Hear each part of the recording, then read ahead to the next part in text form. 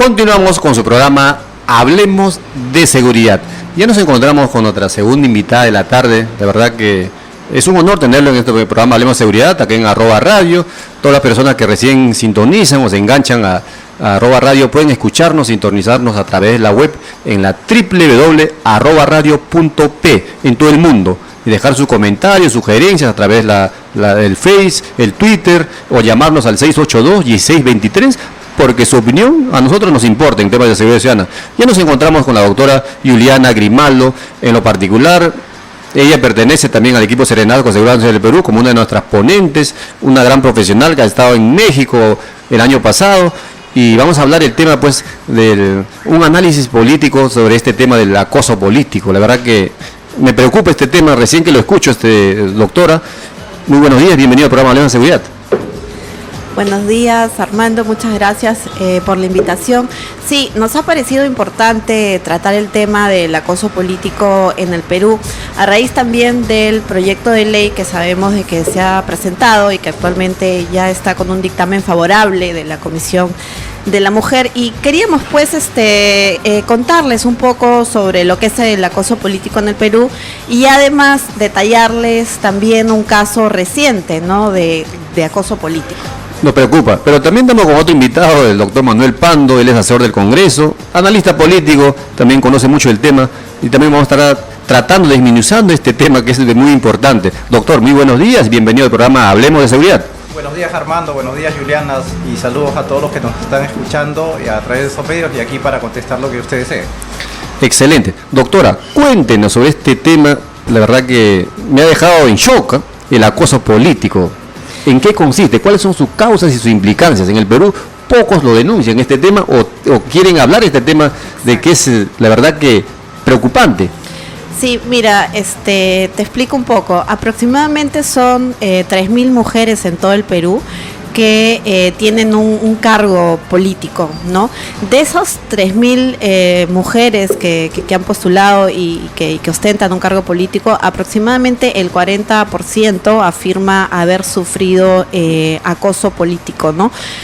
El sujeto activo del acoso político, es decir, el agresor, podría ser otro candidato, podría ser un político en ejercicio, podría ser el jefe mismo. Exacto, cualquier ciudadano, incluso hasta ciertos periodistas, ¿no? Efectivamente. Que de repente no son muy éticos en su accionar, ¿no?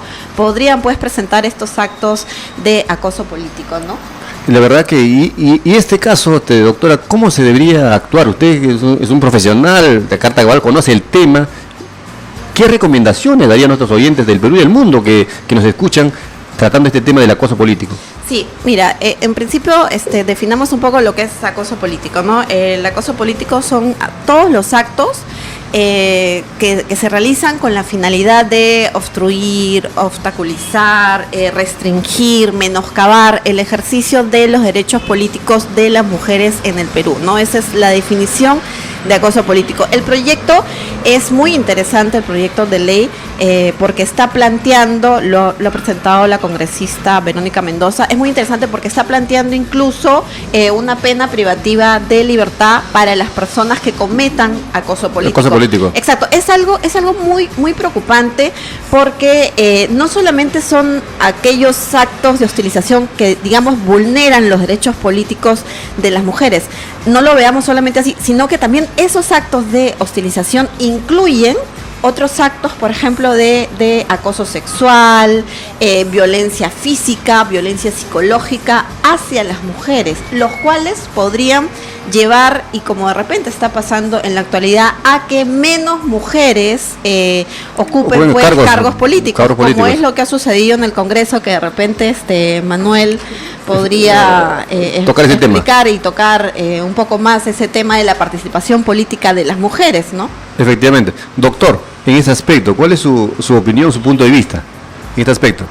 Bueno, acá tenemos varios temas en sí. Yo recuerdo mucho a Judith de la Mata Fernández, una senadora aprista y después congresista de la República, quien cuando yo me inicié en el Congreso siempre me decía que ella estaba en contra de las cuotas de género.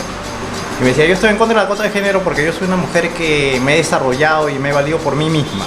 He logrado ser abogada y he logrado salir de Huánuco y llegar a ser congresista y estar en un partido tan competitivo como el APRA y lograr un espacio ahí. Entonces, pero yo conversando con ella llegamos a la conclusión de que, de acuerdo a la estructura de nuestra sociedad, es necesario dar un primer impulso de apoyo y de respaldo a la incursión de las mujeres en política. No es algo que sea permanente, porque no consideramos que sean, digamos, personas que tengan algún tipo de falencia para poder desarrollarse, de ninguna manera. De ninguna manera. Pero sí, inicialmente necesitan esa cobertura. Y aquí yo quiero destacar el trabajo que está haciendo la congresista Cordero en la Comisión de la Mujer y Familia, quien a partir de que ha asumido la presidencia ha tocado 3 temas importantes, María Cordero. ¿3 proyectos o son temas? No, 3 temas importantes que son los temas matrices de su acción como presidente de la comisión. El primer tema es la violencia familiar, ¿no? En el Perú el año pasado existieron 15.500 casos de denunciados de violencia familiar. Y hoy en día la violencia familiar está por encima de la seguridad ciudadana. Por supuesto, y si hay 15.500 casos denunciados, aproximadamente deben haber 45.000 a 50.000. Efectivamente. Es lo que nos dice la Policía Nacional en cuanto a estadísticas. Hoy día, el diario Perú 21 en su primera plana señala que hay 2.250 niñas que han sido víctimas de trata de personas. Trata de personas, la verdad que preocupante. Y el otro tema en el cual la congresista Cordero está totalmente comprometida es en el tema del acoso político. Está tan justo lo que estamos tratando este tema con la doctora Juliana. Está tan comprometida que ya su comisión ha dictaminado, y en la próxima legislatura, o sea, antes de julio, este tema del acoso político va a ser una ley nacional. La verdad que estas cosas del acoso político me ha dejado preocupado, doctora, pero vemos que en estos últimos años va en aumento el acoso político. ¿Por qué? ¿A qué se debe? ¿No denuncian? Sí, yo pienso que también muchas mujeres y muchas políticas sienten temor a la represalia de denunciar, porque nosotros tenemos que tener en cuenta que el acoso político se da cuando una mujer de repente desea participar y desea ingresar al mundo de la política y es candidata, ¿no? Y también se da cuando llega a obtener el cargo político, por ejemplo, una congresista, por ejemplo, una directiva, como en mi caso, miembro de un colegio profesional, porque también está considerado en el proyecto de ley a los colegios profesionales, ¿no? Efectivamente. Entonces, claro, el acoso político es esa situación de hostilización en el momento en que compiten para el cargo y en el momento en que asumen el cargo. ¿Cuáles son, de repente, los hechos que se podrían configurar como acoso político, para ponerte un ejemplo, ¿no? Y como me ha sucedido a mí, y creo que es importante hoy día hablar del tema, porque estamos hablando del Colegio de Abogados de Lima. De Lima. Hace pocos días estuvo acá el señor doctor Mario Moretti, estuvo acá con la gerente, la señora Isela Sotelo. Lo vi, sí. Bueno, y yo quería contar mi caso, ¿no? Y un poco alzar mi voz de protesta, ¿no? Y poner el caso, digamos, como emblemático o como ejemplo para que no sucedan más situaciones de este tipo y las mujeres pues dejen de tener temor y denuncien a la opinión pública y cuenten lo que está sucediendo, porque hoy me pasa a mí, mañana le puede pasar a otra directiva de otro colegio profesional, a su familia, a su sobrina, a su hijo, etcétera. También a regidoras, a congresistas que muchas veces son hostilizadas. En el caso hay casos de regidoras, por ejemplo, que han sido hostilizadas por los propios alcaldes. Efectivamente. No, congresistas que también son hostilizadas. Bueno, y en mi caso, para entrar ya al tema, lamentablemente durante todo el año 2014, dentro de la junta directiva, yo he sentido ciertas situaciones hostiles de parte de los otros directivos, sobre todo en algunos casos de los directivos varones, con frases machistas que muchas veces me incomodaban. Por ejemplo, previo a entrar a las asambleas, en alguna situación, alguna vez escuché a 1 o 2 directivos que me mencionaron como que yo debiera estar al frente de la junta directiva, porque nosotros nos sentamos pues en la asamblea, en la parte de arriba, ¿no? En una mesa. Entonces, y que yo debiera estar al frente y que me iban a poner adelante para tratar de controlar a los delegados, porque soy mujer y bueno, tocando temas pues que no vienen al caso, ¿no? Yo exijo y exigí en su momento a la Junta Directiva que tenga respeto hacia mi persona, que tenga respeto hacia mi trabajo como directiva del Colegio de Abogados. Se dieron ciertas situaciones, como por ejemplo que retiraron de mi dirección a mi coordinador general, a mi coordinador de defensorías sociales, ¿no? Cuando yo intenté de repente contratar a otro personal, no me dejaron. Me ponían trabas. Exacto, o de repente me imponían gente, ¿no? Incluso hasta hace poco, y yo creo que mi secretaria en la dirección de comisiones y consultas y los chicos que trabajan ahí también podrían ratificar o corroborar en este tema lo que estoy diciendo, porque ha llegado al punto que mi propia secretaria ha tenido que comprar hasta las hojas, el papel bond para poder imprimir, ¿no? Los banners, de repente cuando yo pedía banners para mis actividades, me decían pues de que no se iban a emitir banners o iban a ser autorizados específicamente por la Junta Directiva. En fin, una serie de situaciones muy similares al acoso laboral, pero en otro escenario, en el político, ¿no? Ámbito, que buscaban, asumo yo, pues, desmotivarme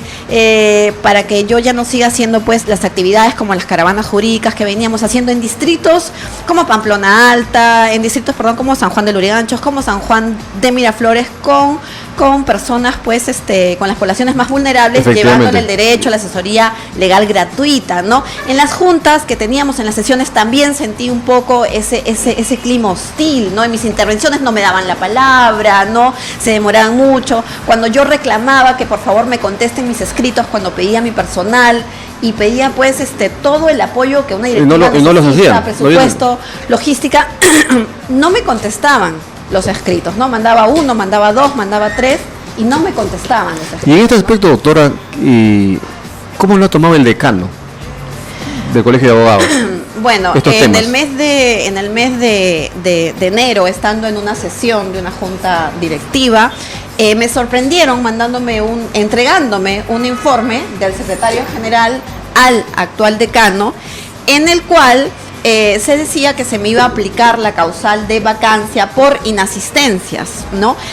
En ningún momento ese informe estaba dirigido a mi persona. No había un título, no había un nombre de la doctora Juliana. Exacto. Tú sabes, Armando, que cuando en cualquier nivel, ¿no? En el administrativo, en el penal, en fin, cuando una persona va a imputar un hecho irregular o una infracción, ¿no? Efectivamente, tiene que precisar dicho cargo, precisar mediante una resolución administrativa y además, Armando, también debe dar un tiempo para efectuar los descargos. Efectivamente. Caso contrario, estarían vulnerando los derechos de defensa de la persona que ha sido, pues, imputada en algún cargo, ¿no?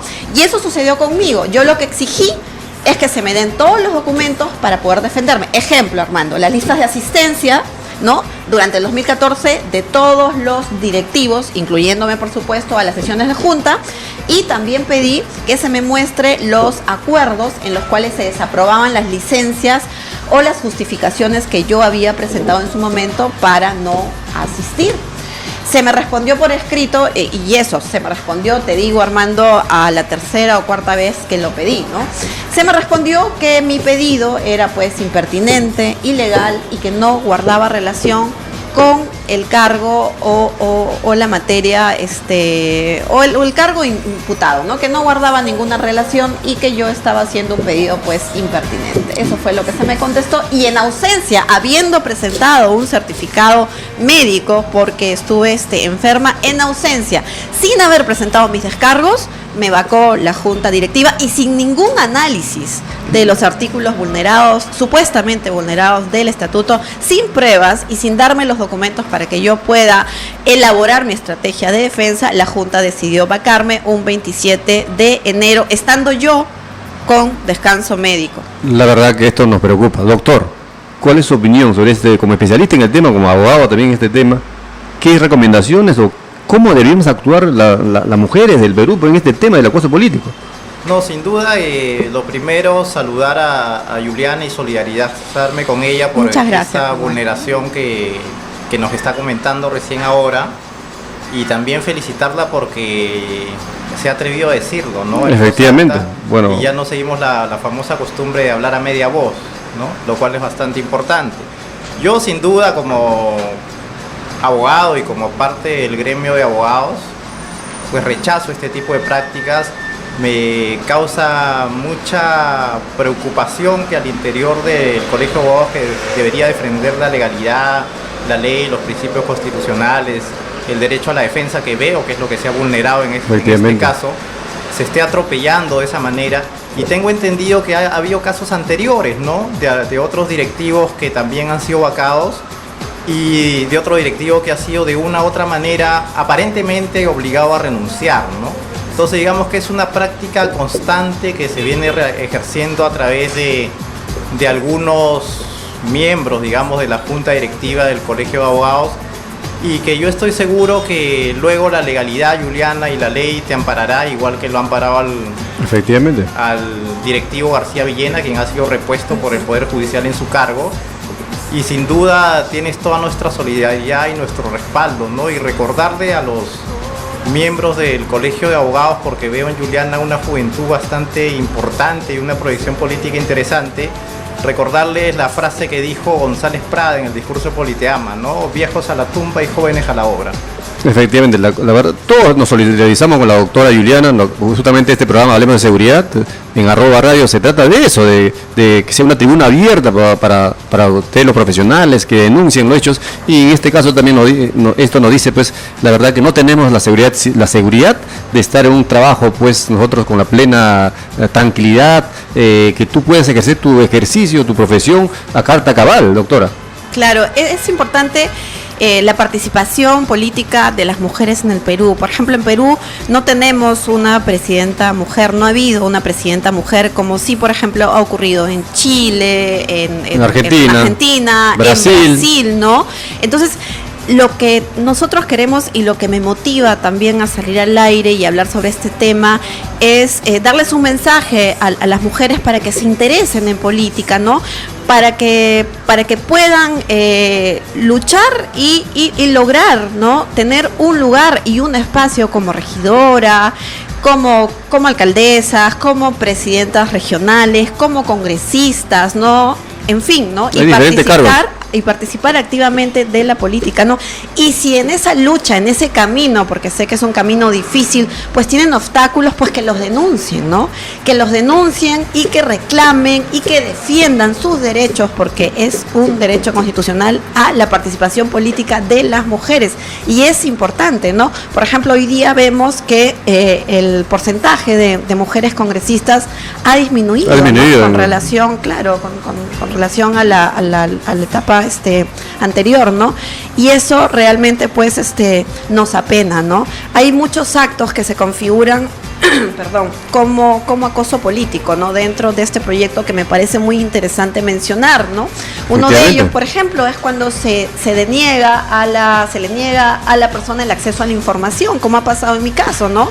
Yo pedí las listas de asistencias, me las negaron. Yo pedí los acuerdos de sesión de junta en los cuales supuestamente se había desaprobado mis solicitudes para inasistir a las sesiones y mis justificaciones, y se me negaron, ¿no? Por ejemplo, la amenaza a la vacancia también es un acto que constituye acoso político y está en el proyecto de ley de Verónica Mendoza. Entonces, la figura, pues, está configurada como acoso político, ¿no? O sea, lo que se me ha hecho en el Colegio de Abogados, todos estos actos contra mi persona, esta agresión contra mis personas, estas amenazas contra mis personas, están configuradas como acoso político, efectivamente, ¿no? Yo pienso que lo que han querido lograr de repente, pues, es que yo no levante mi voz de protesta o yo no opine distinto sobre ciertos temas que se ventilaban en la junta directiva, cuando todos los directivos tenemos derecho a participar, a opinar y expresar nuestros votos ¿no? Sin ningún tipo de amenaza, ¿no?